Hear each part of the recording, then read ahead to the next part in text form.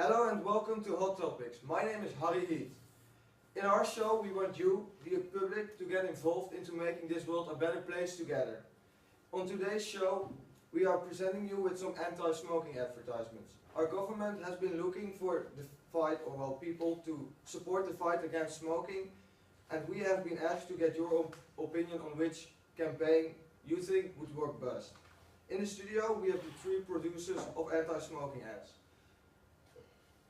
The advertisements they have created have shocked the world. They are going to tell you their story and why their ad has worked so well and why the government should choose their way of approach. Benny Blaze is one of the people behind the Get Unhooked campaign. The Get Unhooked campaign is seen as one of the best anti-smoking ads or campaigns, and the campaign has received a lot of credit but has also been banned in May 2007. Stan Sparks is well known in the advertisement industry with several successful anti-ads and ads. He now made an ad about the dangers of smoking, a very sad ad which will shock many people. Our last guest today is Tommy Tinder. He has only recently put out his first professional advertisement and he will tell us all about it. At the end of the show we will ask you, the public, to vote on which ad you think is the best. And remember, your opinion is key. Don't be shy to ask questions. Get involved. In the end, it is your choice. Let's start the show. Benny Blaze is one of the people behind the Get Unhooked campaigns. The Get Unhooked campaign is seen as one of the best anti-smoking campaigns. The campaign has received a lot of credit, but was also banned. Please welcome Benny Blaze to our show. Hello. Danny, can you tell us what is the campaign about? Well, about 10 years ago I was asked to work on a campaign a little bit similar to what the government is looking for right now. But then in the United Kingdom, we created a campaign and our idea was that in order to attract the most people, it was a good thing to put our ad on television, but also on the internet, in magazines, and yeah, that's what we did. We created movies, we created several pictures for newspapers, and well, that helped us get where we want to be. As you can see behind me in the campaign, we used normal, ordinary people, and they're hooked by a hook, which you can see here as well as there, and it looks like they're caught like a fish. And in the movies we created, they're caught and pulled towards a cigarette. Like I said, the figures are ordinary, normal people, and they're caught during their most random daily routines. Wherever you find this campaign, we thought it would be a good thing if the message would stay the same, and well, the message we created was the average smoker needs over 5,000 cigarettes a year. Get unhooked, call 0100 169 0169 or visit the website. I think the thing that makes our campaign work so well is the fact that a human is being caught, because normally that just won't happen because we're like predators in the world. And now the people are caught, and this shocks the people. It was the idea. The ad was banned in 2007, but I think now, 10 years later, that something like that won't happen again, because we're getting used to all the horrible things we see on television, and this makes our society able to understand a little bit more about those types of ads. I'm fully convinced that by shocking the people with normal people who they can relate to, is what we did. Like we took a mother and a father and someone working. The people really can relate to that, and then they'll feel attracted to what the ad's about. Well, can you tell me, why did you choose to make multiple advertisements with different kinds of people in it?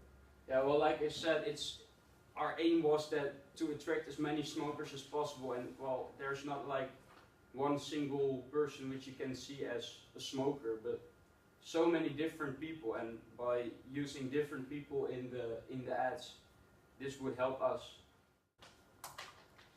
He is well known in the advertisement industry with several successful and effective ads.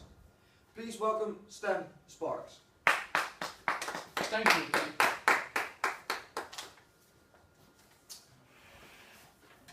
Thank you. Stan, can you tell us about your ad? Well, of course. Well, you should of course choose my advertisements because it will be really effective. In my self-made ad, you can see a little girl with smoke around her head, symbolizing an angel with the text, "Children of parents who smoke get to heaven early." I try to emphasize the dangers of secondhand smoking. With this ad, I try to appeal to the reader's emotion. Well, first of all, the facial expression of the girl. She looks really innocent, and that of course appeals to the reader emotion. Secondly, the smoke around her head, symbolizing an angel, which refers to death, of course. And last but not least, the text, "Children of parents who smoke get to heaven earlier," really connects with the angel, with smoking angel you see.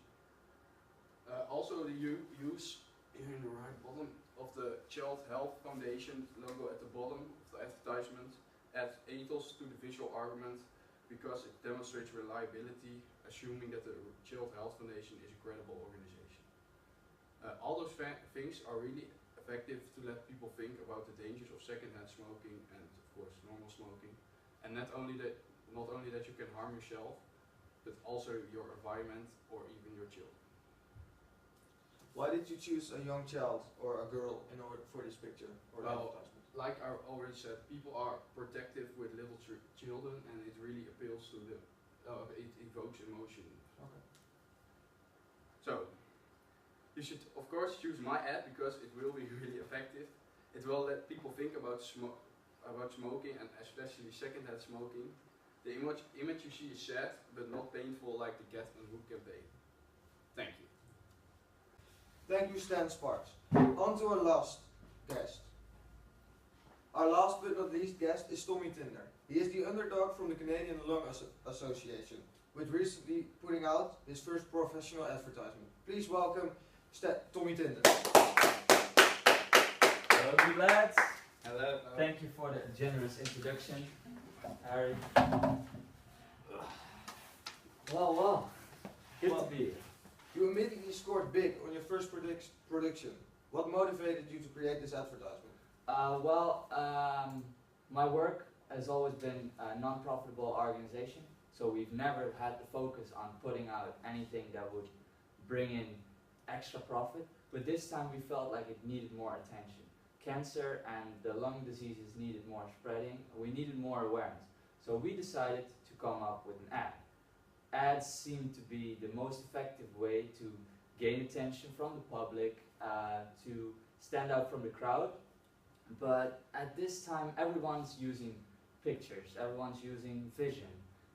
You need to see something in order to get a message, but because of that, we've been getting none. We don't seem to get messages anymore through pictures, and a lot of information is lost. So we decided to keep it simple. And at this point, it has been going really well. We've had great success.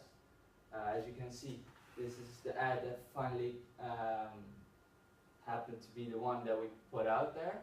It's just text, very simple. It says, "For more information on lung cancer, keep smoking." It's direct, it's a hard message. We used pathos to get more emotionally involved and directly spoken to. So the audience immediately feels set on a spot. If you smoke, then well, you're already getting lung cancer. So it's a big start.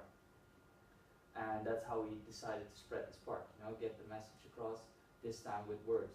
It's like a throwback to how ads used to be, and not so much the pictures.